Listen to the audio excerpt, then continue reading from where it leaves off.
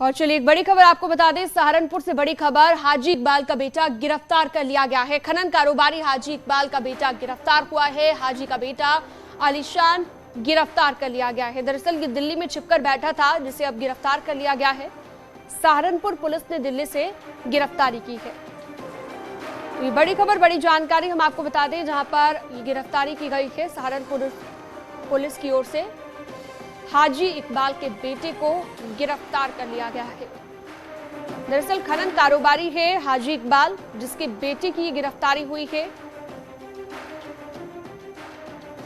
तो दिल्ली में ये छिपा बैठा था, जो अब पुलिस के हत्थे चढ़ गया है। पुलिस ने गिरफ्तार कर लिया है। बड़ी खबर सहारनपुर से, हाजी इकबाल के बेटे को गिरफ्तार कर लिया गया है। खनन कारोबारी हाजी इकबाल के बेटे की गिरफ्तारी हुई है, जिसका नाम आलिशान है। दिल्ली में ये छिपकर बैठा था। सहारनपुर पुलिस ने दिल्ली से गिरफ्तार कर लिया है।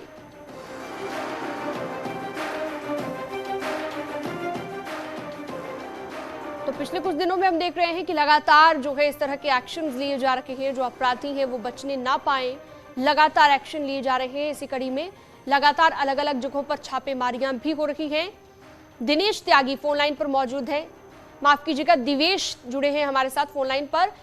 दिवेश, लगातार हम देख रहे हैं कि अपराधियों के खिलाफ कड़े एक्शन लिए जा रहे हैं और अब हाजी इकबाल के बेटे को भी, आलिशान को भी गिरफ्तार कर लिया गया। कहां से ये गिरफ्तारी हुई है और कैसे ये खबर मिली? जी, मैं आपको बताना चाहूंगा, हाजी इकबाल पर पुलिस का शिकंजा लगातार कसता जा रहा है। पुलिस लगातार उनके तलाश में है, उन पर लगातार मुकदमे भी लिखे जा रहे हैं और उनके बेटे जो आलिशान है, उनको दिल्ली के लाजपत नगर से गिरफ्तार किया गया है। वह लाजपत नगर में छिपकर रह रहा था और पुलिस को सूचना मिली। पुलिस क्राइम ब्रांच के साथ दिल्ली पहुंची और उसको गिरफ्तार कर सहारनपुर ला रही है। जी ठीक है, बहुत शुक्रिया आपका देवेश त्यागी इस तमाम जानकारी के लिए। और इसी बीच एक बड़ी खबर लखनऊ से मिल रही है। आईएएस प्रशांत त्रिवेदी बने हैं एसीएस वित्त। IAS Radha S Chauhan deputation पर केंद्र किए गए हैं। तो अतिरिक्त ये चार्ज उन्हें मिला है। गोकर्ण को राज्य का अतिरिक्त चार्ज दिया गया है, तो एसीएस वित्त उन्हें बनाया गया है। ये बड़ी जानकारी, बड़ी खबर हम आपको बता रहे हैं। लखनऊ से आईएएस प्रशांत त्रिवेदी बने हैं एसीएस वित्त।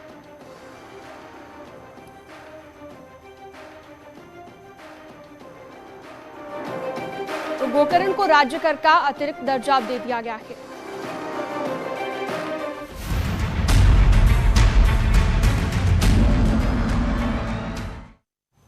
और अब एक बड़ी खबर आपको बता दें, मेरठ के गैंगस्टर यशपाल तोमर के खिलाफ लगातार कार्रवाई की जा रही है। गौतम बुद्ध नगर जिले में सबसे बड़ी कार्रवाई जारी है। भूमाफिया तोमर की ग्रेटर नोएडा के दादरी में 135 बीघा जमीन को मेरठ की ब्रह्मपुरी पुलिस ने जब्त कर लिया है। बाकायदा इस जमीन पर सरकारी बोर्ड लगाया गया। इस जमीन की कीमत 100 करोड़ से ऊपर आंकी गई है। चिटहरा में इस जमीन पर प्लॉटिंग भी की जा रही थी, जिसकी शिकायत पर जिला प्रशासन की ओर से ये कार्रवाई की गई। तो सबसे बड़ी ये कार्रवाई की गई है। लगातार जो है हम सुबह से ही आपको हर अपडेट इसे लेकर दे रहे हैं। 100 करोड़ से ज्यादा की कीमत इस जमीन की बताई जा रही है, जिसकी कुर्की हो रही है। 2 से 3 जगहों पर यह संपत्ति है जिसे कुर्क किया जा रहा है। 100 करोड़ की जमीन जो नौकरों के नाम पर ली गई थी, लोगों पर झूठे मुकदमे ये दर्ज करवाता था और उसके बाद उसकी जमीन को कब्जा कर लेता था।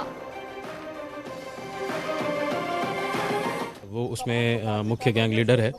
तो जब उसके अपराध से अर्जित संपत्तियों की जानकारी की गई, तो उसमें संज्ञान में आया कि यहाँ पे जहाँ पे हम लोग खड़े हैं, यहाँ पे इसने अपने 3 नौकरों करमवीर, कृष्णपाल और बेलू के नाम से बहुत सारी संपत्ति अपराध से अर्जित करके उनके नाम करा रखी है।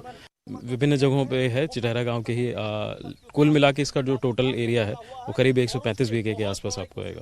और जमीन की कीमत, अनुमानित कीमत कितनी आप लोगों ने आंकी है? देखिए, इसकी कीमत आप देख सकते हैं कि बिल्कुल हम लोग दादरी में हैं, तो 100 करोड़ से ऊपर इसकी आप अनुमानित कीमत लगा सकते हैं। मेरठ जोन के गैंगस्टर घोषित हो चुके यशपाल तोमर पर मेरठ पुलिस की बड़ी कार्रवाई की गई है। आज 3 जगह 135 बीघा जमीन उसको कुर्क किया गया। और इस समय हम चिठैरा गांव में, दादरी के एक गांव में मौजूद हैं और आपको ये बोर्ड दिखाना चाहेंगे।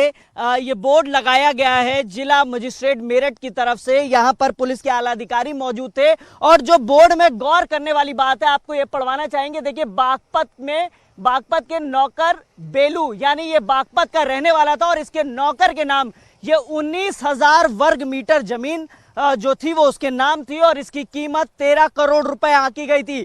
ऐसे ही कुल 3 जगह बोर्ड लगाए गए। 135 बीघा जमीन है जिसकी अनुमानित कीमत अरबों रुपए में आंकी गई है। और अब देखिए, ये तस्वीरें जो आप देख रहे हैं, यहां से मेरठ की जो पुलिस थी, जो टुकड़ी आई थी, करीब 100 पुलिसकर्मी यहां आए थे, वो सभी पुलिसकर्मी अब मेरठ के लिए रवाना हो गए हैं।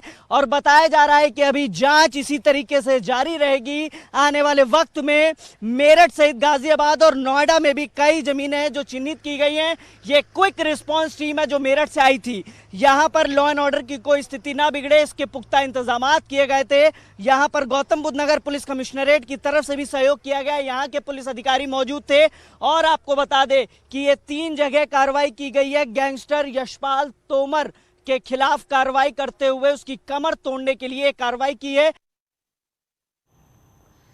तो वहीं इस मामले को लेकर मेरठ रेंज के आईजी प्रवीण कुमार ने कहा कि पहले ही इसकी करीबन 100 करोड़ की संपत्ति को कुर्क किया जा चुका है और आज गौतम बुद्ध नगर में उसकी 130 बीघा से ज्यादा की जमीन की कुर्की की गई है। इतनी बड़ी कार्रवाई आज यशपाल तोमर पर हो रही है और लगातार माफियाओं पर एक्शन लिया जा रहा है। देखिए, जैसी शासन की नीति है, हर तरह के माफियाओं का चिन्हांकन और उन पर कठोरतम कार्रवाई सुनिश्चित करने के निर्देश दिए गए थे। उसी क्रम में इसको भू माफिया के रूप में प्रदेश स्तर पर चिन्हित किया गया है। पहले मेरठ पुलिस ने उत्तरांचल पुलिस के सहयोग से विभिन्न जनपदों में 100 करोड़ से ऊपर की प्रॉपर्टी इसमें अटैच कराई थी। आज जनपद गौतम बुद्ध नगर में 130 बीघे के आसपास की जमीन जो कि इन्होंने अवैध तरीके से, अवैध ढंग से संपत्ति अर्जित की है, उसको भी अटैच करने की कार्रवाई की जा रही है। उद्देश्य यह है कि ऐसे लोगों के विरुद्ध गैंगस्टर एक्ट के अंतर्गत कठोरतम कार्रवाई सुनिश्चित की जा सके और ऐसे लोगों द्वारा जिन्होंने अपनी संपत्ति किसी तरीके से भी अर्जित करी है, बेनामी या किसी तरह से, वो उस पर कानून का शिकंजा मजबूत हो और कठोरतम कार्रवाई उसमें सुनिश्चित हो। कौन है? और चलिए, इसी बीच एक बड़ी खबर आपको अलीगढ़ से बता देते हैं। इस वक्त की बहुत बड़ी खबर, जामा मस्जिद सार्वजनिक जगह पर। जी हाँ, ये बड़ी खबर, आरटीआई में ये बड़ा खुलासा हुआ है। आरटीआई में मस्जिद का मालिकाना हक भी नहीं दर्शाया गया है। नगर निगम से मांगी रिपोर्ट में ये खुलासा हुआ है। नगर निगम में ये आरटीआई डाली गई थी जिसमें ये खुलासा हुआ है। तो बड़ी जानकारी अलीगढ़ से, इस वक्त की बहुत बड़ी खबर हम आपको बता रहे हैं। तो जामा मस्जिद को लेकर ये बड़ा खुलासा हुआ है कि जामा मस्जिद जो है वो सार्वजनिक जगह पर बनाई गई है। इस वक्त की बड़ी खबर, बड़ी जानकारी आपकी टीवी स्क्रीन पर। नगर निगम से मांगी रिपोर्ट में ये खुलासा हुआ है। आरटीआई जो लगाई गई उसके बाद ये खुलासा हुआ है। रंजीत फोन लाइन पर मौजूद है ज्यादा जानकारी के साथ। रंजीत, बताइए और क्या खुलासा इस आरटीआई में हुआ है? ये देखिए, मैं आपको पूरा मामला बता दूं। ये अलीगढ़ के केशव पंडित शर्मा हैं, इन्होंने आरटीआई मांगी थी और आरटीआई में इन्होंने जामा मस्जिद को लेकर कुछ सवाल किए थे। उन सवालों में था कि ये जामा मस्जिद जिस जगह पर है, क्या वे जगह सार्वजनिक है या फिर किसी व्यक्तिगत विशेष की है। तो इसमें नगर निगम द्वारा जो आरटीआई में जवाब दिया गया है उसमें यह निकल कर आया है कि यह जगह सार्वजनिक है। और उसमें कई ऐसे और सवाल थे कि ये जामा मस्जिद कितनी साल पुरानी है, इसकी देखरेख कौन करता है। तो नगर निगम ने इसके सवाल दिए हैं। अब इसको लेकर यहाँ पर बवाल शुरू होता हुआ नजर आ रहा है। हालांकि नगर निगम द्वारा एक आरटीआई भी यहाँ से जो डाली गई है, जो उसको दी गई है, वो भी एक रिलीज कर दी है और उन्होंने कहा है कि जल्द ही इसको लेकर प्रेस की जाएगी और इसमें जो भी इसमें बताया जा रहा है कि जो हेलो जी, तो लगता है रंजीत से संपर्क नहीं हो पा रहा है। दोबारा हम जुड़ने की कोशिश करेंगे। फिलहाल ये बड़ी खबर आपकी टीवी स्क्रीन पर कि जो जामा मस्जिद है वो सार्वजनिक जगह पर है और ये बड़ा खुलासा आरटीआई में हुआ है। जो राइट टू इंफॉर्मेशन मांगा गया था, ये नगर निगम की तरफ से आरटीआई डाली गई थी, जिसे लेकर ये बड़ा खुलासा हुआ है। और खबर ये भी है कि जो मस्जिद का मालिकाना हक है वो भी आरटीआई में नहीं दर्शाया गया।